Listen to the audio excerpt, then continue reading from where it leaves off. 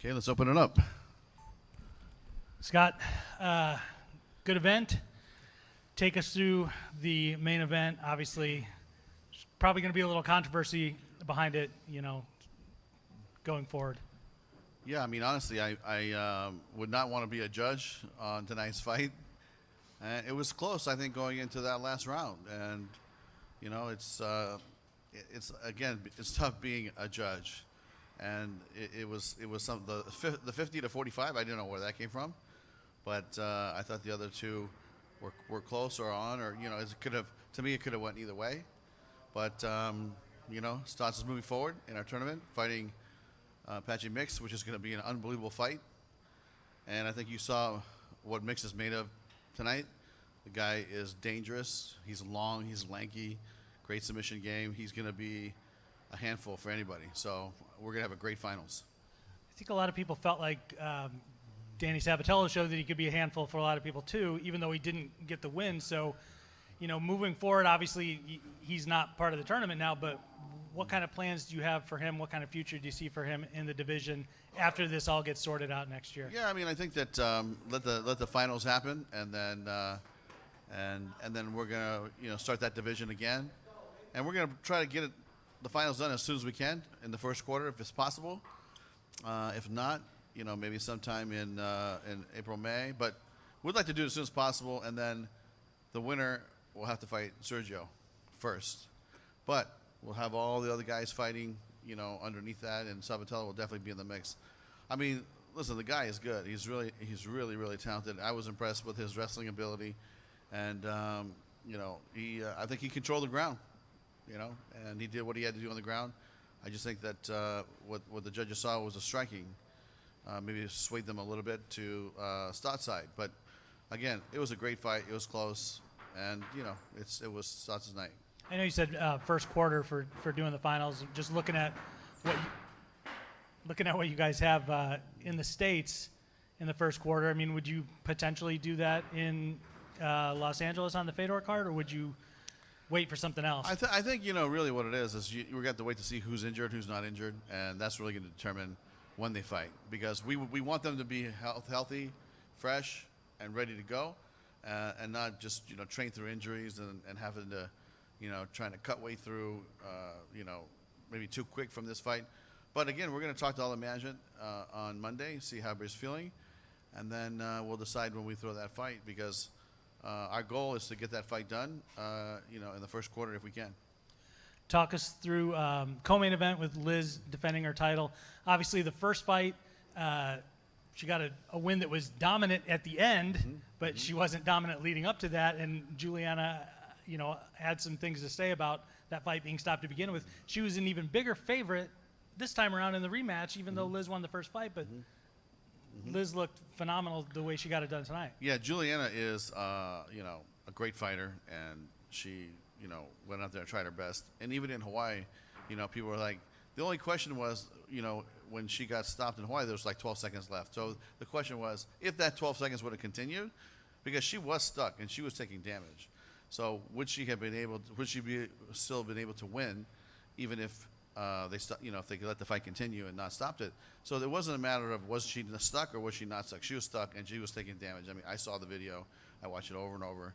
It's just the amount of time left. So really tonight, I think, was something that Liz felt she had to prove herself, and man, she did it. I mean, to me, that was a very impressive victory. And Juliana Velasquez is a great fighter. So I think she put her will on her and just kept taking her down, pressing her and working her, and then eventually, working that submission, which came out of nowhere. I mean, I was like, wow, that's really impressed me. So, to me, that's how I saw the fight.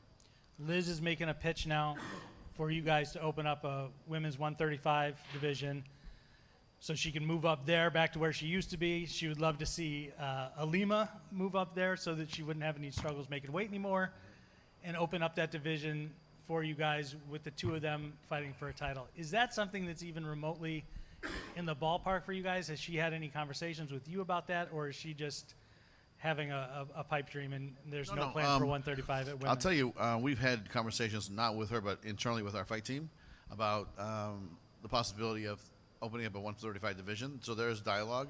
It's not guaranteed, but there is dialogue, and we haven't made a decision yet. Is there a reason why you guys haven't decided to go down that road prior to now? I'll tell you, when you think about Bellator and how many TV dates there are and how many TV slots there are, there's only so many slots. So we have 9 divisions. We felt really good about our 9 divisions, and we felt we could be strong at 45 and 25. So those are the divisions that we went with. But we might open it up. We'll see. Scott right here. Congratulations on I think a fantastic night. The main event, the backstory was a lot of trash talk, especially from Danny Sabatello. You got kind of 2 sides of that. You have the one side that loves the traditional martial arts of MMA, and they don't want that respect. But then it's also a promoter's dream that he could sell a fight. So do you appreciate trash talk like that? I'll tell you, I don't mind it, but I love it when they can back it up too, right? So these guys went out there and started talking trash early on and built this promotion. And this is something that's very organic. This is not something we said, hey, we want a fighter to act this way or a fighter. That's just how it unfolded. And these guys definitely had some beef, before the fight. Hopefully now everything's good. They're all friends now and buddies. We'll see. I don't know. But, once in a while, a fight will start appearing and start building organically with, the banter between the 2 fighters. So it's something that's part of the game. And what drives me crazy is if you're going to talk, then you better be able to walk the talk, right? And these guys definitely did it tonight. The last 4 guys in the Grand Prix all have wrestling backgrounds, so you kind of see the best of wrestling when you bring in wrestlers. But then we also saw Pat Downey get knocked out in the first round. You kind of have the bad part. Does either one of the things kind of make you want to bring more wrestlers in, or maybe stay away from wrestlers? No, I'll tell you what. To me, it's like wrestling is its own martial art. That's how I feel. Boxing is its own martial art. Jiu-jitsu is its own. And so to me, it really is who is the best, fighter, because styles make fights, that's true, but a certain style that works for you might not work for me, and vice versa. And so to me, like Patrick Mix, he's primarily a jiu-jitsu practitioner, but look at the level of expertise that he has obtained in that. So a wrestler might think they're going to take this guy down, and then what? Then you're going to be in his wheelhouse and try. So there's going to be a lot of strategy on that fight that's going into the finals, because that to me was originally one of the weaknesses of the wrestling. Was when they came in, they fought a lot of jiu-jitsu guys, and they didn't know how to deal with it, right? Now they do. So I think a wrestler has to become a good jiu-jitsu practitioner as well, and at least know how to defend it. And then so striking comes in. This is the era of the modern fighter, and the modern fighter can do it all, and that's really what we're looking for. But I will say that, like, you saw a lot of great wrestlers here. That's a great base to have. But you could also be a great jiu-jitsu practitioner, and you could have a great, and that could be your base. But all I'm saying is the base has to expand. In order to be successful in MMA and fight at the highest level, you better have a complete bag of tricks. I want to ask your thoughts. One of the biggest stories right now in the world of MMA, probably one of the biggest stories of the year, is what's going on with James Krause in Glory MMA and all this, and possible, commissions are changing how you can gamble on fights. The UFC has banned James Krause from their events. What's your thoughts on that, and what is Bellator doing to make sure that either fight fixing or fight insider information is not getting out, so doesn't put a black eye on the sport? Yeah, I mean, that's to me totally unacceptable, and everybody has to put their foot down. And I do know that the legal department is taking a look at what's going on right now, and they'll come out with what they feel is maybe some changes that we might have to make. But that kind of behavior is just not acceptable, because it could ruin a lot of good things, for a lot of people that worked a lot of years to get to a certain point. It's really just can't happen in this sport. It's just unacceptable. It looks like James Krause won't be cornering anymore. He might be selling his gym. But that said, if he wanted to corner Bellator, would you allow him right now? The thing about cornering a fighter, that's something you'd have to ask Mike Mazzulli. Is he going to allow the guy to get a license? Because every cornerman, every fighter, every referee, every judge, any official in this building has to be licensed by the state. So if the state licenses them, then I'd have to talk to legal internally. But I think these individuals are going to have a hard time getting licensed in different states until the investigation is complete. Another controversial person I want to ask you about is Dylan Danis. He's fought for you a couple times. Sounds like now he's going to go to boxing. What's the relationship right now with Bellator and Mr. Danis? Well, Dylan wants to go take this boxing fight, and I said good luck. It's you're gonna have your hands full, young man. Is he currently not part of the Bellator No, roster he's anymore? still under contract, but we've been trying to get him to fight for a long time, and he saw an opportunity here with KSI. And so I wish him luck, and it's a good deal for him. I don't want to hold that back and be that promoter. So we said, yeah, go ahead. You guys can work it out, and we're going to see what happens, in that fight. Sorry to interrupt. My last question, we're getting close to 2023. Obviously, I'm sure you want that to be a really big year for your company. What's something new we might see or something big that you're working on that we could see next year? Hey, it's called CBS Prime Time, February 4th. We've merged together between the Viacom properties and the CBS properties, created a new company, Paramount, and it's been about 2.5 years, and everything's aligned now to get the first date. So we're really excited about that, and we're going to put on a great card. And really, for me, it comes down to the building blocks are in place now, and the foundation is set. The quality of fighters that we have here are unbelievable. We have the best roster we've ever put together. We have an amazing staff. We have an amazing production team. We have such a great, operation going. I feel like when we got the call, we said, okay, now is the time. And I believe timing is everything. And so, to me, we're not going to say no. When CBS calls, we always say yes. But I believe the timing is right, and I think it's going to be a great night for us. And think about this: Fedor is going to retire, win or lose, and I think he's going to. He himself, is on a mission to take it to Bader. So. We'll see if he can do it or not. But Fedor started his career on CBS fighting Brett Rogers back in Strikeforce in 2000 and what was it, 9 or 8 or 9. And what I mean by starting his career, I mean he was fighting here already, but it was like a pay-per-view product, and he fought in Japan. But really, what really made him popular in America, I believe, is those CBS shows that he did and the fighting for Strikeforce. And he did, I think, almost 6 million viewers the first night he fought Brett Rogers on CBS. So, to see him come full circle, and now he's going to put the gloves down, and that's going to be a really, really, I think it's going to be an emotional moment for a lot of people, because this guy's had such a long run in mixed martial arts. To me, he's the greatest heavyweight of all time. He fought, all these years, but he fought in an era where everybody fought everybody back then, and Japan had the best fighters in the world at that time. So he wasn't ducking anybody; they were all there for him to fight. So let's send him off the right way, and the broadcast on CBS is a great way to have him test himself, again with a fighter at the highest level like a Ryan Bader, and then we'll send him off properly. Scott, so on the topic of boxing, tomorrow in Nebraska, Chris Cyborg makes her boxing debut. Okay. You flying out there? No, I'm not flying out there. She did call me and tell me she's going to fight. I wished her luck, and I believe this is going to be her second fight. She had a fight in Brazil a little while ago, a month ago, 2 months ago, and she's always said she wants to try professional boxing. So she is fulfilling her dream, and when she's ready to come back to MMA, then we'll have a conversation. Continuing on boxing for a second, I recently spoke with Steven Espinoza, and we talked about the topic of the back-to-back Bellator boxing nights here. Mm-hmm. And what Steven said was there's a lot of moving parts involved in doing something like that. Mm-hmm. Mm-hmm. And one of those moving parts is Scott Coker. So, Mr. Coker, I'm asking you, what's your opinion about possibly doing those again? I mean, really, it's about timing.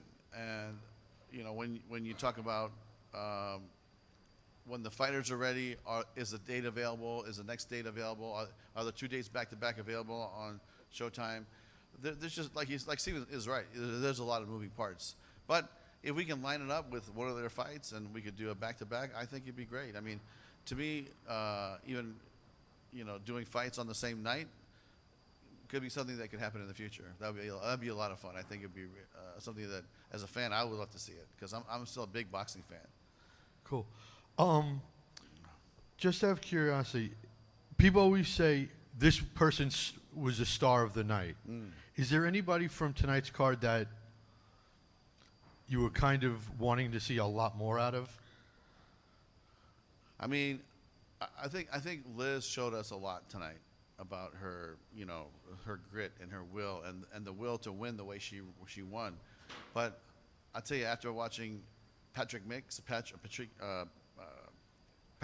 and watching Stotts, I'm excited for that fight, man. I am really excited for that fight. That's going to be a great main event and the finals of our Bantamweight tournament. Give a champion $1 million. They're going to have a lot to fight for. And, you know, I'm going to sit down and just watch it as a fan, and it's going to be amazing. So, to me, that's, you know, not just one star. I think, you know, you got 2 stars here that are going to really throw it down at the finals. Now, you talked about signing free, you know, dealing with free agents. Have you spoken to any in particular that you'd want to mention? We talk to everybody all the time regarding free agency. Including Nate? I don't want to be specific. Okay. But yeah, it's you know, I'd rather not say at this point, but you know, listen, there's not any free agents that a deal is imminent, but we are constantly in dialogue with every free agent out there, you know, that's available to talk to. What's up, Scott? Congratulations, last person, on yet another great event. I don't know if you spoke to this yet. I know it just happened, it just resolved, but have you given any thought to maybe a month or a city where this Stotts Sabatello or Stotts Mix final will take place? I'll tell you, really, it's going to depend on when they're healthy to fight. And on Monday, we'll circle back with them because I'm sure, you know, they might be banged up. And that's going to determine what month it goes, and then that'll determine where the fight card is because, you know, we have several dates booked out already. And so February is already here. March is, you know, going to be right around the corner. We have some announcements coming up for the rest of the, you know, not the rest of the year, but, you know, definitely the first quarter coming up.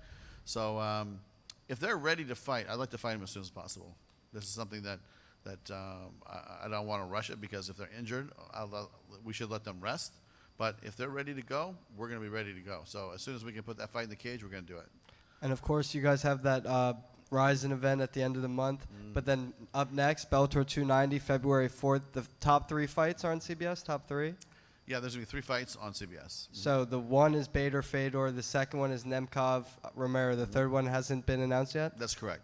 And then I just wanted to ask you about the last question, an intriguing bout that was announced for that card, Brennan Ward versus Saba Homasi. What prompted you guys to throw Brennan in there and give him a ranked opponent in Homasi? I mean, this is something that was part of the plan when we brought Brennan back. And we said, you know, we'll give you a couple of tune-up fights, and then you got to start fighting the tough guys. And this is that time. So he will be on the card. But the third slot hasn't been picked yet. Thank you. Thanks, guys. We've seen Australians doing really well in MMA at the moment. Every major promotion either has a champion or has had one recently. Have you put any thought at all into potentially going down under for a fight card? Yeah, absolutely. I mean, we're in dialogue with a couple companies right now to go there, and whether it's in 23 or maybe 24. But you know, we have a great TV deal with our one of our home networks there, and it's Channel 10, I believe, in Australia. It's owned by Paramount, so it's a great you know part of the family.